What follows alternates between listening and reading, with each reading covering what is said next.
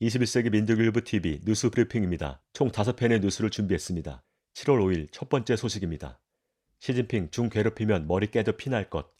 시진핑 중국 국가주석은 중국 공산당 100주년 공식 행사에서 대만 문제를 해결하고 조국 통일을 실현하는 것은 중국 공산당의 역사적 임무이자 중화민족의 염원이라고 밝혔다. 시 주석은 대한 독립 도모를 단호히 분쇄하고 민족 부흥이라는 아름다운 미래를 개척해 나가야 한다면서 누구도 중국 인민의 국가 주권과 영토 보존을 지키는 굳은 결심과 확고한 의지, 강한 능력을 과소평가해서는 안 된다고 말했다. 더불어 중국 인민은 일어서고 있으며 중화민족이 지배당하고 괴롭힘을 당하는 시대는 끝났다며 그 어떠한 외국 세력이 우리를 괴롭히거나 압박하며 노예화하는 것을 중국 인민은 절대 용납할 수 없다고 강조했다. 이어 누가 이런 망상을 하면 14억 중국 인민들의 피와 살로 만든 강철 만리장성 앞에서 머리가 깨져 피가 흐를 것이라며 대만 통일 의지를 천명했다. 또 만약 외세가 관여할 경우 강력히 대응하겠다는 의지를 밝혔다. 다음 소식입니다. 미 중국 공산당 100주년의 인권 시비.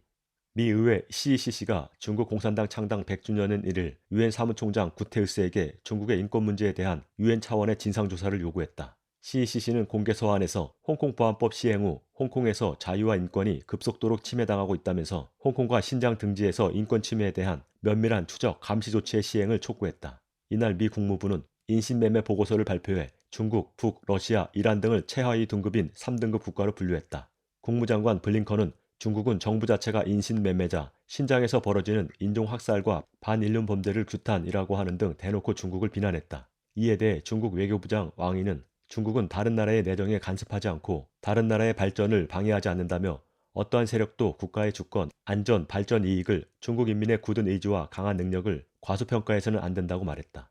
왕이는 중국 내정에 간섭하지 말라는 입장을 분명히 하며 미국을 향해 북에 가한 군사적 위협을 반상하고 대화와 협상을 통한 한반도 문제 해결을 촉구했다.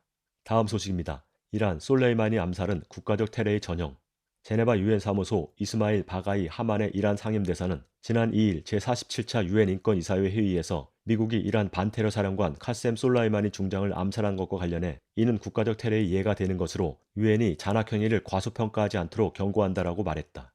이슬람 혁명 수비대 쿠드스군 사령관이었던 솔레이마니는 2020년 1월 바그다드 공항 근처에서 미군의 드론 공격을 받아 암살당했다. 하만의 상임대사는 이번 회의에서 솔레이마니는 인권의 진정한 옹호자이자 점령과 ISIS의 테러에 반대하는 사람이었으며 이러한 테러는 국제적인 평화와 안보를 위협하는 국제범죄였다라고 역설했다. 이어 세계인권단체들은 범죄의 범위와 법치, 인권과 존엄성에 대한 지속적인 영향에 주의를 기울일 것으로 기대한다고 말했다.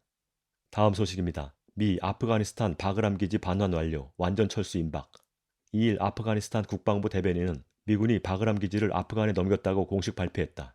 미군이 아프가니스탄의 핵심 거점이자 최대 기지인 바그람 공군기지 반환을 완료해 아프간 철군 일정이 마무리 수순에 접어들며 완전 철군이 임박한 것이다. 바그람 기지는 아프간 수도 카불에서 북쪽으로 45km 지점에 위치해 10만 명의 미군이 상주했던 군사 거점으로 이 기지에서의 철수는 사실상 미군 대부분이 철수한 것을 의미한다. 미군의 바그람 기지 철수는 아프간 당국과 협조 없이 아무런 공식 행사가 없는 채로 속전속결로 진행됐다. CNN은 화려하지 않은 바그람 철수는 아프간 정부군을 밀어내며 많은 지역들을 제압해온 탈레반의 상징적인 승리를 의미한다고 지적했다. 마지막 소식입니다. 트럼프 플로리다에서 미국을 구하라 대규모 집회.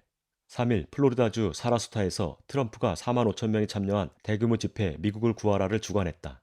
집회 발언에서 킴벌리 길포일 공화당원은 트럼프를 대통령으로 지칭하며 우리는 반드시 백악관을 되찾을 것이다. 트럼프는 이 나라를 다시 강하게 만들 유일한 대통령이다라고 강하게 말했다. 이어서 공화당은 트럼프의 지도력 아래에서 새로운 당으로 다시 태어나고 있다고 자축하면서도 최고는 아직 오지 않았다라고 강조했다. 트럼프는 우리는 여러분을 위해 싸울 것이다라며 우리는 2022 중간선거에서 승리하고 바이든 정부에서 벌어지고 있는 재난을 끝낼 것이다. 국경 지역에서 벌어지고 있는 혼돈을 끝장내야만 한다고 말했다. 100분간의 연설은 우리 민중이 이 나라를 지배하고 운영할 것이다. 미국은 민중의 것이며 민중을 위해 존재한다라며 우리의 싸움은 이제 막 시작이다. 7월 4일 독립정신으로 싸우자는 호소로 마무리됐다. 7월 5일 뉴스브리핑 마칩니다.